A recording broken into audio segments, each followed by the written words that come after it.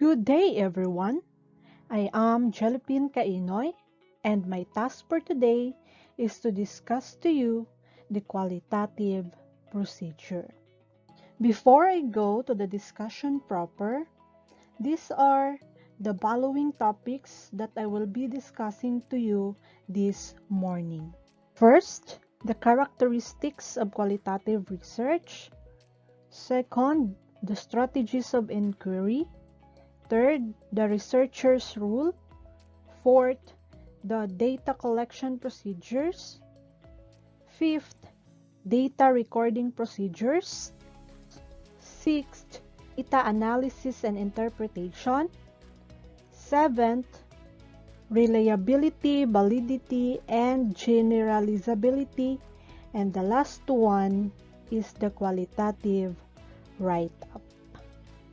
This chapter attempts to combine many perspectives, provide general procedures, and use examples to illustrate variations in strategies. So, qualitative procedures is to demonstrate a different approach to scholarly inquiry than methods of qualitative research. This time, I will present to you the overview of the checklist of questions for designing a qualitative procedure. It was a guide questions composed of 16 items. So let's proceed to the characteristics of qualitative research. So first is the natural settings.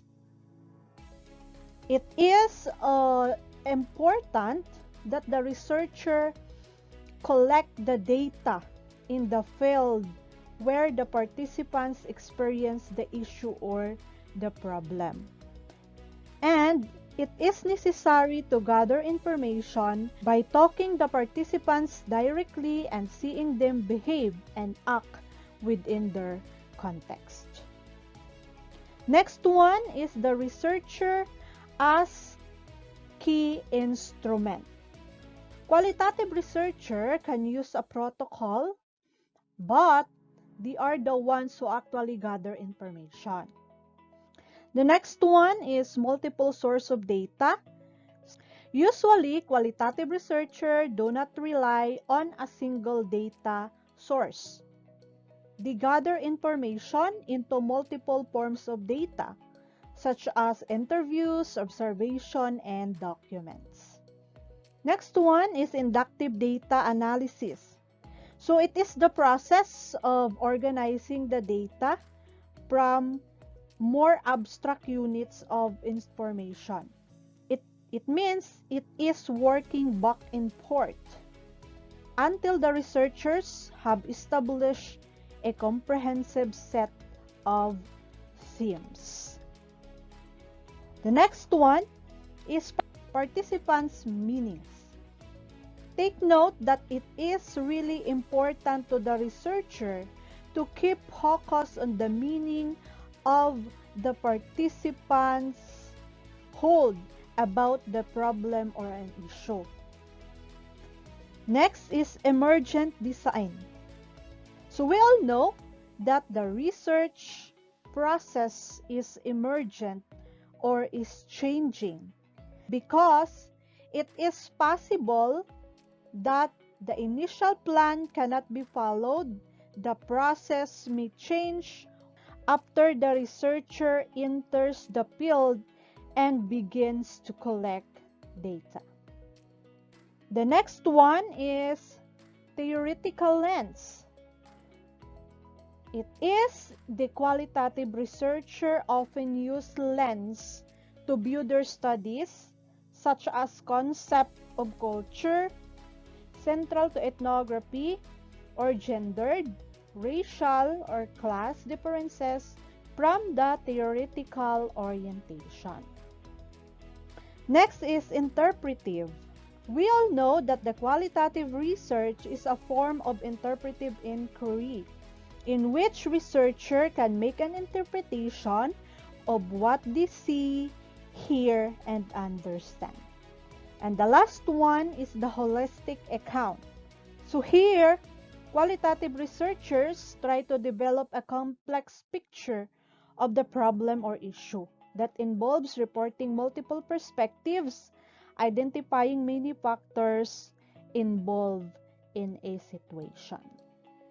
This time, I will discuss to you the strategies of inquiry. According to Criswell 2007, beyond the general characteristics are more specific strategies of inquiry.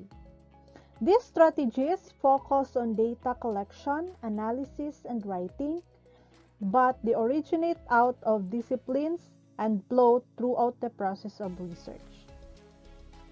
And Criswell also presents 5 approaches of qualitative inquiry. These are the narrative, case study, grounded theory, phenomenology, and ethnography. And this time, let's discuss about the researcher's role.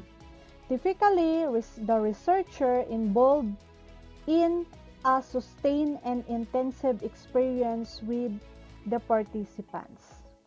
In addition, gaining entry to a research site and the ethical issues might arise are also elements of researcher's role.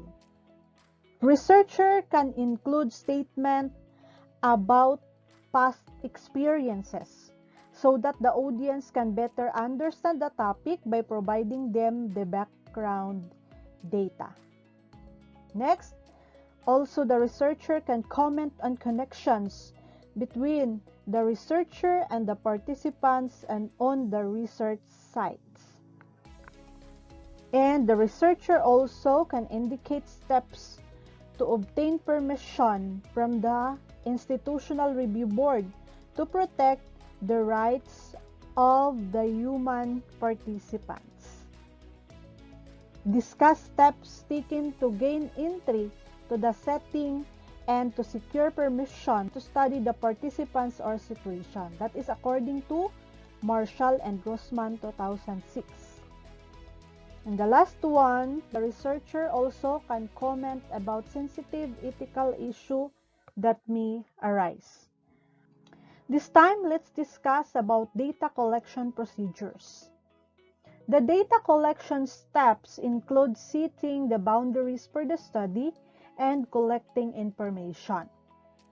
The idea behind qualitative research is to purposefully select participants or site that will best help the researcher understand the problem and the research question.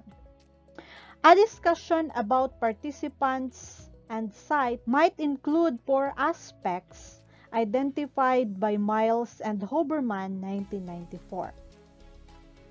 The setting where the research will take place, actors who will be observed or interviewed, the events, what the actors will be observed or interviewed doing, and for the process, the evolving nature of events undertaken by the actors within the settings. In many qualitative studies, inquirers collect multiple forms of data.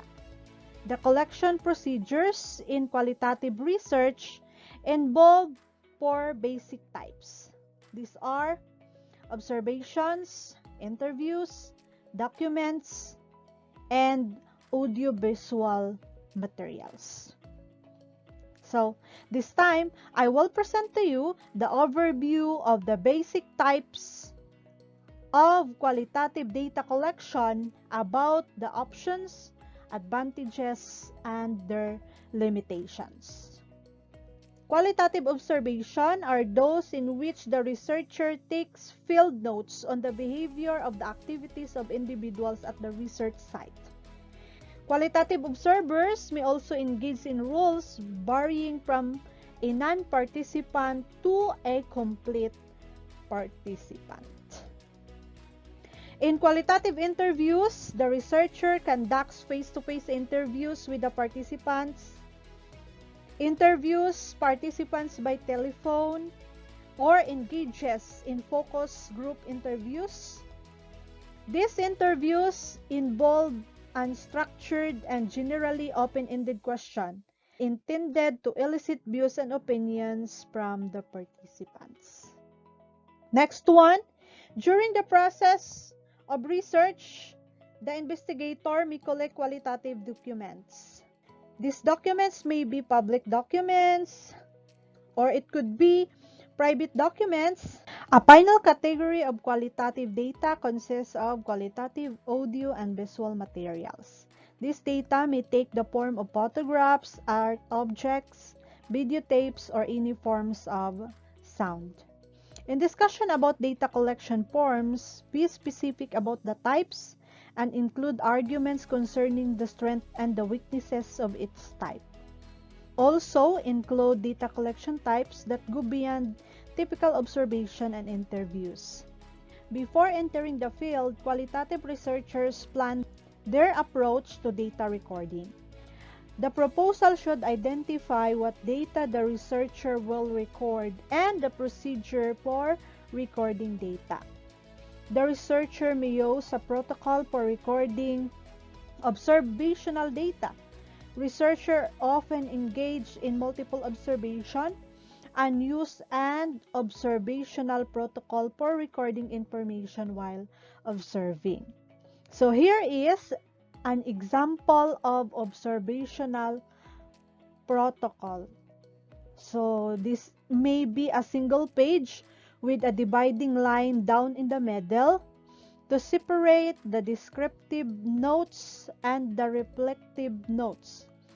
And also in this form, you can also write the demographic information about the time, place, and date of the field setting where the observation takes place. And also, the researcher can use an interview protocol for asking questions and recording answers during the qualitative interview. The researcher can record information from interviews by making handwritten notes, by audio taping, or by videotaping. Even if an interview is taped, the researcher needs to take notes in the event that the recording equipment fails. Before I will discuss to you the data analysis and interpretation, let me present to you the overview of a list of qualitative data collection approaches. So as you can observe or you can see on the slide, these are the following approaches for observations. And this is for interviews, for documents, and the approaches for the audio-visual materials. So, as you can see on the slide, this is an overview of the data analysis process. This figure suggests a linear, hierarchical approach building from bottom to the top. These levels are emphasized in the following steps. Step 1. Organize and prepare the data for analysis. This involves transcribing interviews, optically scanning materials, typing up field notes, or sorting and arranging the data into different types depending on the source of information. Step 2. Read through all the data. A first step is to obtain a general sense of information and to reflect on its overall meaning. Step 3. Begin detailed analysis with the coding process. Coding is the process of organizing the material into chunks or segments of text before bringing meaning to information. This is according to Rosman and Rales, 1998. But before we proceed to the step 4, let's consider some remarks that will provide detailed guidance for the coding process. Here are The 8 Steps for Coding Process by Teach 1990. Step 1. Get a sense of the whole. It means read all the transcription carefully and perhaps jot down some ideas as they come to mind. Step 2. Pick one document, maybe the most interesting one, the shortest, or the one on the top of the pile. After that, ask yourself, what is this all about? Do not think about the substance of the information but its underlying meaning. Step 3. When you have completed this task for several participants, make a list of all the topics and or cluster together similar topics. Step 4. Now, take this list and go back to your data. Abbreviate the topics as codes and write the codes next to the appropriate segments of the text. Step 5. Find the most descriptive wording for your topics and turn them into categories. Look for ways of reducing your total list of categories by grouping topics that relate to each other. Perhaps draw lines between your categories to show interrelationship. Step 6. Make the final decision of the abbreviation for each category and alphabetize these codes. Step 7. Assemble the data material belonging to each category in one place and perform a preliminary analysis. And the last one, if necessary, recode your existing data. These 8 steps engage a researcher in a systematic process of analyzing textual data. Variation exists in this process. The general coding process is a laborious and time-consuming approach. Others tend to use qualitative computer software programs to help code, organize, and sort information that will be useful in writing the qualitative study. Several excellent computer software programs are available and they have similar features. Most of the programs are available only on the PC platform. First is MaxQDA. This is an excellent PC-based program from Germany that helps researchers systematically evaluate and interpret qualitative text. Second one is Atlas TI. This is another PC-based program from Germany that enables a researcher to organize text, graphic, audio, and visual data files along with coding, memos, and findings into a project. Third one is QSR in Vivo. This program from Australia features the popular software program in6 and in Vivo concept mapping in combination. And the last one is the Hyper Research. It is an easy-to-use qualitative software package enabling user to code, retrieve, build theories, and conduct analysis of data. So let's go back to step number 4.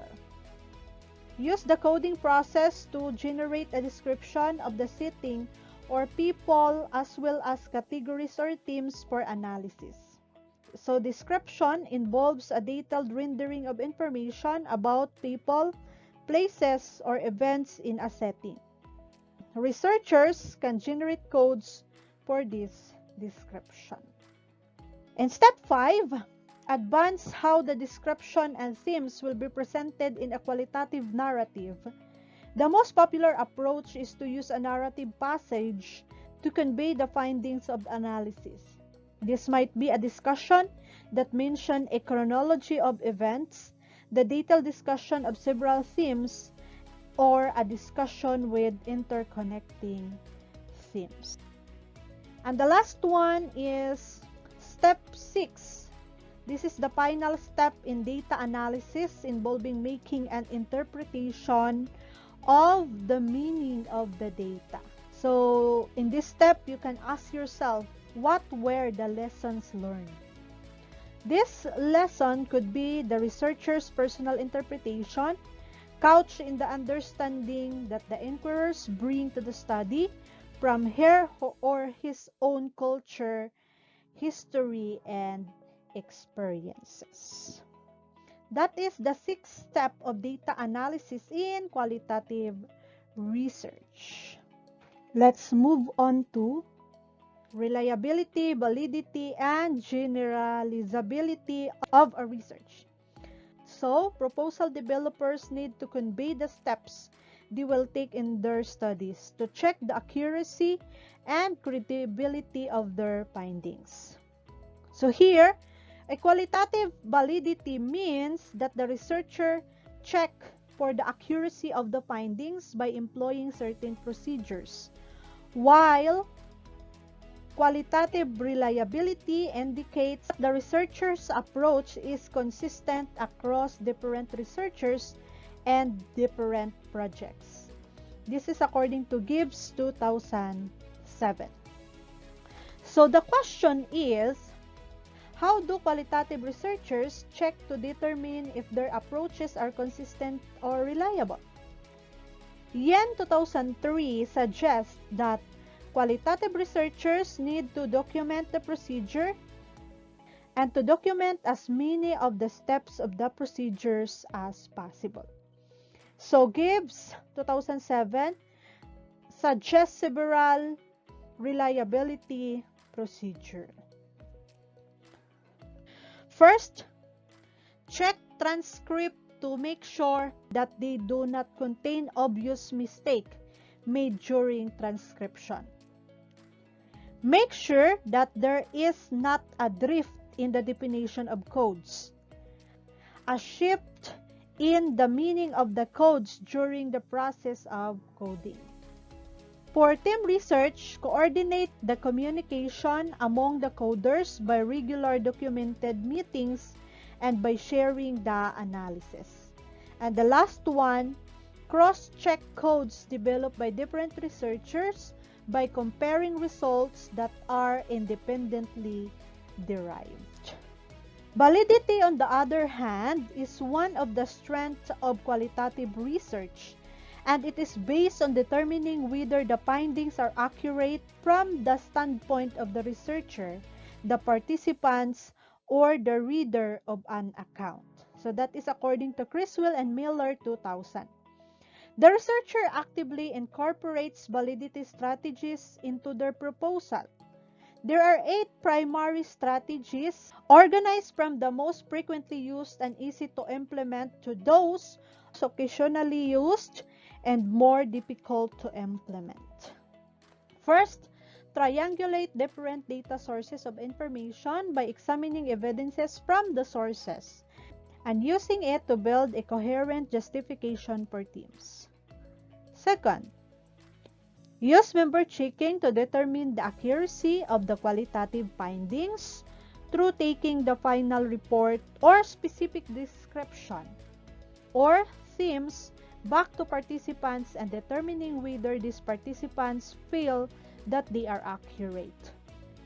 Third, use rich, thick description to convey the findings.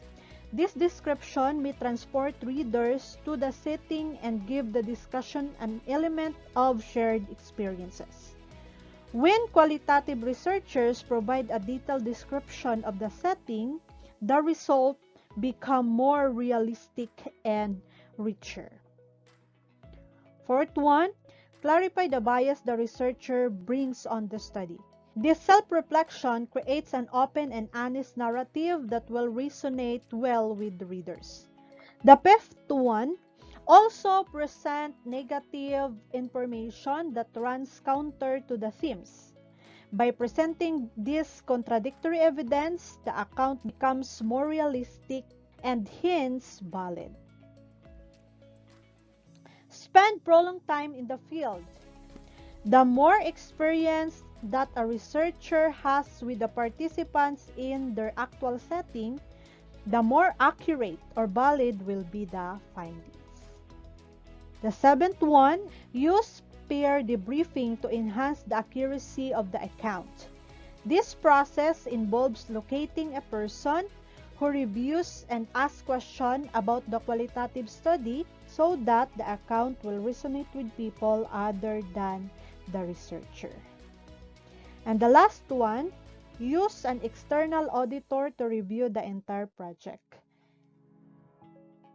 As distinct from the peer debriefer, this auditor is not familiar with the researcher or the project and can provide an objective assessment of the project throughout the process of research or at the conclusion of the study.